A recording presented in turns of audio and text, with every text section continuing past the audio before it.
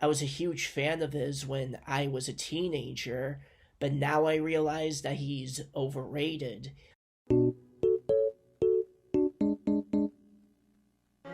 There's a reason why people of his own lifetime thought he was a kook, and why his book sales figures were unremarkable, and why he died in a nut house he lived in towards the end of his life. So the two things that call that into question for me is one, the way he speaks about women.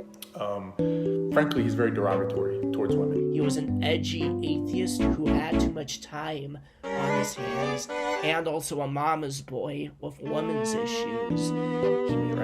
He has passages that talk about women as cooks, and that, if they were smarter, they would have realized how to become healers through their cooking, and all different things around women. There's lots of passages about it, and you could start to probe and say, what's behind that, right? Is there something with his sexuality that comes into play? But this is a great example of a passage that makes no sense at all if you are not willing to admit to yourself that Nietzsche was gay and that Nietzsche was intensely interested in what we would now call gay rights. Did he not have success with women? Was he in love with a woman and they didn't love him back? The only women he could seduce were whores who ultimately gave him the STD, that gave him the dementia, that ultimately took his life. So much for what doesn't kill you, what makes you stronger. This reading of Nietzsche is not really entirely wrong. He's kind of whiny, misogynistic, self-indulgent some of the time. Similarly, I would say when it comes to him speaking about Germans. People used to say, there's no connection between Nietzsche and the Nazis, they just instrumentalized him. No, there is a connection. It was very useful for them. Speaks about Germans as if they are very unique than any other group or country in Europe or the world. Now, that's not surprising because he is German, so you'd say, well, yeah, of course, he has unique insights, he has, get it, totally get that. The Nazis who wanted to put aside both Christianity and, of course, socialism. But if we're talking about somebody who has the right to declare certainty on morality and how humans should function, to assert the superiority, the immoral superiority of a certain race above all other races, were very much enamored with Nietzsche. Because, let's be clear, though he's not a fascist, he's not that far away either. Inside his work, he smuggles many reactionary concepts, poetically packaged to slip past our defences, including anti-democratic thought, anti-feminism, and an opposition to left or socialist projects to improve the lives of the masses. Like many reactionaries today, he generally opposes the social progress of his time, often calling it unnatural, and attempts to cement and even intensify the darker parts of his contemporary status quo by arguing that they are natural, in some cases even up to slavery. Moreover, he's not even a philosopher. Pretty much the only reason he's still influential is for his polemics against Christianity and the societal norms of his day. Nietzsche argued that this promise of eternal reward in heaven was used to justify suffering and oppression in this life and to discourage individuals from challenging authority. Well, Nietzsche was wrong. He was only doing armchair sociology.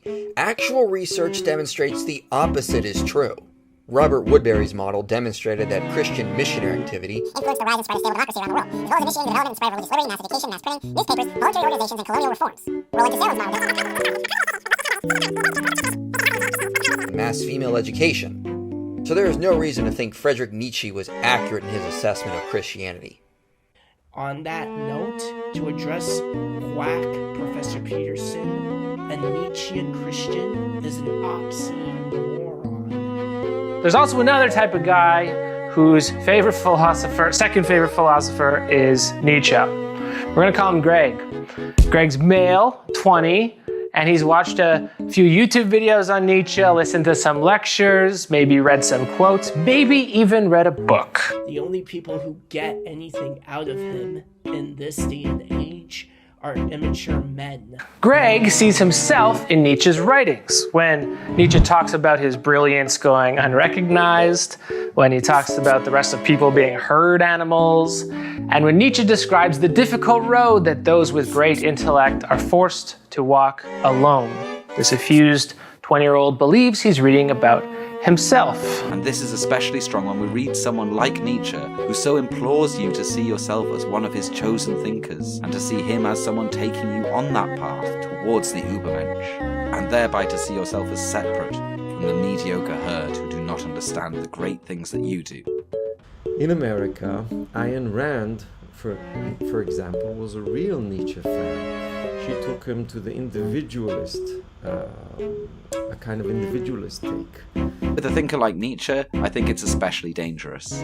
As we have seen, much of his writing really serves to naturalize the status quo through mythic figures and poetic language, while evading any serious engagement with the ideas he critiques. And it's weird that the two, from my perspective, it's weird that the two biggest Nietzscheans going into the 20th century are all reliant on some form of a bastardization of Nietzsche, one way or another. Because, the postmoderns have the proper understanding of Nietzsche, because Nietzsche is a modernist, but the seeds of postmodernism are there in that.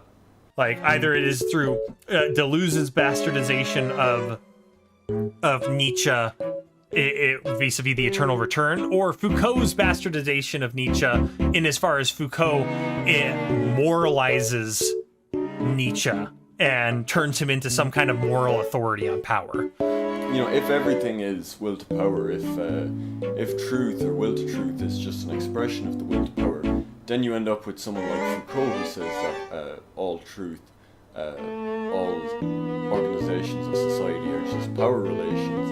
Actually, we're surrounded by Nietzsche's philosophy. Every time we see a video by Elon Musk and we are called to believe that he invented the electric car, or every time we see Bezos take us to space, and not the thousands of people who work under him and their life conditions and whatever they do, we are partaking essentially in the Nietzschean philosophy.